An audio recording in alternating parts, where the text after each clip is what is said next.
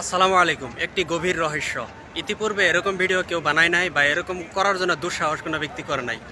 রাসূলুল্লাহ সাল্লাল্লাহু আলাইহি সাল্লামের যে রোজা মোবারক আছে, ইতিপূর্বে অনেক ভিডিও আপনারা এরকম দেখছেন বা আমিও বানাইছি ইতিপূর্বে ভিডিও। কিন্তু এই রোজা মোবারকের নিচে আন্ডারগ্রাউন্ডে কি আছে, এই বস্তু কি আপনারা কোনোদিন দেখছেন বা নিচে কি থাকতে পারে এরকম কল্পনা কি কোনোদিন আপনি করছেন? আজকে আপনাদেরকে এই গভীর রহস্য আপনাদেরকে দেখাবো যে নবীজি সাল্লাল্লাহু আলাইহি সাল্লামের রোজার তলদেশে কি আছে আর কীরকম তার পরিস্থিতি। ইনশাআল্লাহ এই ভিডিওর মাধ্যমে আপনাদেরকে দেখাবো। একটু রিস্ক হলেও আমি আপনাদেরকে দেখানোর জন্য চেষ্টা করবো ইনশাআল্লাহ। আন্ডারগ্রাউন্ডে যাওয়ার জন্য আমি টয়লেটের লিফট ব্যবহার করব, কেননা এর ছাড়া বিকল্প কোনো রাস্তা আমার হাতে নেই বর্তমান। অনেক মানুষ টয়লেট থেকে বেরিয়ে আসতেছে আর অনেক মানুষ যাইতেছে, তাদের সাথে সাথে আমিও চুপি চুপিভাবে যাব।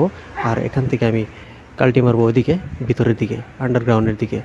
আপনারা দেখতে পাইতেছেন এনারা আগের মানুষগুলো চলে যাইতেছে, এই ভিতরের দিকেই হইতেছে আন্ডারগ্রাউন্ড। এটা হইতেছে মাটির নিচে। আর এদিকে আছে একটা বহুত বড় আকারে একটা পার্কিং, যে পার্কিংটা আপনারা দেখতে পাইতেছেন। এই পার্কিংয়ের মাঝে রয়েছে সেই ঘোর রহস্য, যা আমি আপনাদেরকে আজকে দেখাবো এই ভিডিওর মাধ্যমে ইনশাআল্লাহ।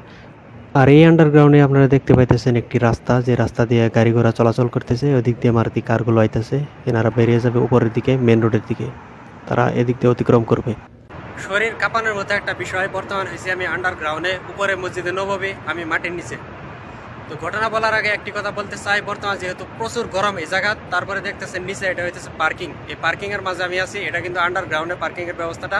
তো তারপরে আমি একটা কথা বলতে চাই, আজ থেকে অনেক বছর পূর্বে একবার ইহুদি চক্রান্ত মিলে নবীজি সাল্লাল্লাহু আলাইহি সাল্লামের লাশ মোবারক চুরি করার জন্য একটা চক্রান্ত করে, আর সেই চক্রান্তর দরুন দুইজন ইহুদিকে সেই মদিনায় পাঠায়। আর মদিনাতে এসে তারা নবীজি সাল্লাল্লাহু আলাইহি সাল্লামের রোজা মোবারকের দিকে একটি সুড়ঙ্গ বানায় মাটির নিচ দিয়ে, আন্ডারগ্রাউন্ড দিয়ে।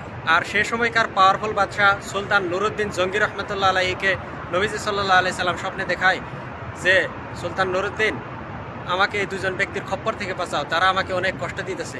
এই স্বপ্ন দেখার পর সুলতান নুরুদ্দিন রহমতুল্লাহ আলাইহি চমকে যায় যে এটা কি আজব ব্যাপার, পৃথিবীতে কি আজব একটা ঘটনা ঘটতে যাইতেছে।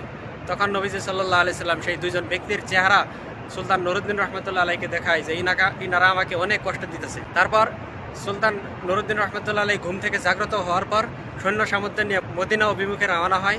আর হওয়ার পর এই জায়গা আসে একটা এলান করে যে সারা মদিনাবাসীকে একত্রিত করা হোক।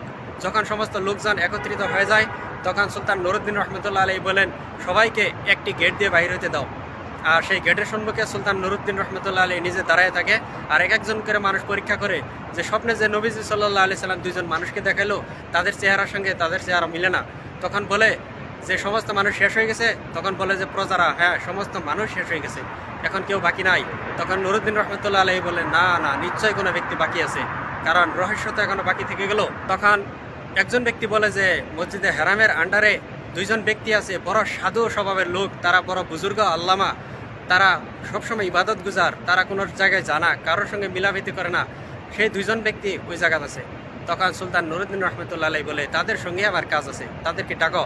তখন নুরুদ্দিন রহমতুল্লাহ আলাই যে সেই দুজন ব্যক্তির সাথে দেখা করে চেহারা দেখার পর চমকে যায়। সেই আজব কথা, নবীজি সাল্লাল্লাহু আলাইহি সাল্লাম যে স্বপ্নে দুজন ব্যক্তিকে দেখায়, সেই দুজন ব্যক্তির সাথে তাদের চেহারা মিলা যায়। সেই দুজনকে করায়ত্ত করে আটক করার পর সেই বাদশাহ জিজ্ঞাসা করে, তোরা আমার নবীজিকে কি কষ্ট দিতেছস, প্রকাশ্য বল। তখন সেই দুজন ব্যক্তি বলে, আমরা ইহুদি, আমরা নবীজির লাশ চুরি করার জন্য আসছিলাম, আমরা এই ঘরের ভিতর দিয়ে সুড়ঙ্গ করেছি। তখন তারা কি করছিল, আন্ডারগ্রাউন্ড দিয়ে সুড়ঙ্গ করছিল, একটা ঘর তারা ভাড়া নিয়ে থাকতো ওই জায়গায়। আর ঘরের বিছানার তল দিয়ে তারা কি করতো, আন্ডারগ্রাউন্ড দিয়ে একটা সুড়ঙ্গ বানাইছিল। আর এই সুড়ঙ্গের নিচ দিয়া সামান্য পরিমাণ বাকি আছিল, তাই নবীজি সাল্লাল্লাহু আলাইহি সাল্লামের রোজাত তারা প্রবেশ করতো আর লাশটা চুরি করতে সক্ষম হইতো। আল্লাহ পাকের মেহেরবানি যে এই বিষয়ে সেই বাদশাকে জ্ঞাত করে, আর সেই বাদশাহ সেই কাজকে থামায়। আর সুলতান নুরুদ্দিন রহমতুল্লাহ আলাই তাদের দুজনকে আটক করার পর গভীর শাস্তি প্রয়োগ করে। পিছনে যে বর্তমান দেওয়ালটা দেখতে পাইতেছেন, আমি দেওয়ালের কাছে নিয়ে যেতেছি আপনাদেরকে, আরেকটু রহস্য দেখাইতেছি। তারপর সুলতান নুরুদ্দিন জঙ্গি রহমতুল্লাহ আলাইহি আন্ডারগ্রাউন্ডে মাটির নিচ দিয়ে একটা ঢালাই করে এই জায়গাটাতে দেওয়ালটা দেখতে পাইতেছেন। এই দেওয়ালটা, এখানে দেওয়াল সেই পূর্বের দেওয়াল, যে সময় নাকি মাটির তলদেশ দিয়ে একদম একটা গভীরভাবে ঢালাই করে, যেন কিয়ামত পর্যন্ত কোনো ব্যক্তি যেন নবীজি সাল্লাল্লাহু আলাইহি সাল্লামের রোজা পর্যন্ত আন্ডারগ্রাউন্ডে না পৌঁছতে পারে, এর জন্য একটা মজবুতভাবে ঢালাই ব্যবহার করে। তারপর থেকে এই নিচের দরজা বন্ধ হয়ে যায়। আর তারপরে যখনকার হুকুমত আপডেট করে এই জায়গাটাকে আরও সুন্দরভাবে, এই জায়গায় টাইলস লাগায় একটা সুন্দর শক্তভাবে মেরামতি করে এই জায়গাটাকে। আপনারা যে পিছনে দেওয়ালটা দেখতে পাইতেছেন, এই দেওয়ালটার পরেই হইতেছে নবীজি সাল্লাল্লাহু আলাইহি সাল্লামের রোজা মুবারকের অংশ। আর নবীজি সাল্লাল্লাহু আলাইহি সাল্লামের কবর মুবারক যেহেতু একটু উপরে, এটা হইতেছে মাটির নিচে। তো এই জায়গাটাকে আপনাদেরকে দেখানোর জন্য আনছিলাম। এই সুন্দর জায়গাটা বর্তমান নিচে যেহেতু পার্কিংয়ের ব্যবস্থা করা হয়েছে, আমি জোরে জোরে কথা বলতে বলতে গলা আমার চেঁচা হয়ে যেতেছে, যেহেতু গাড়ির অনেক শব্দ এই জায়গাতে। ঠিক আছে, কারণ এটা একটা গভীর রহস্য, সেই জামানার কথা আজকে আমি আপনাদেরকে বললাম। ইতিপূর্বে হয়তো বা এই বিষয়টা কেউ হাইলাইট করে নাই, তাই আমি আজকে বলার জন্য চেষ্টা করলাম। ইনশাআল্লাহ আসবো পরবর্তী আরেকটি টেস্টি ভিডিও নিয়ে। আল্লাহু আকবার।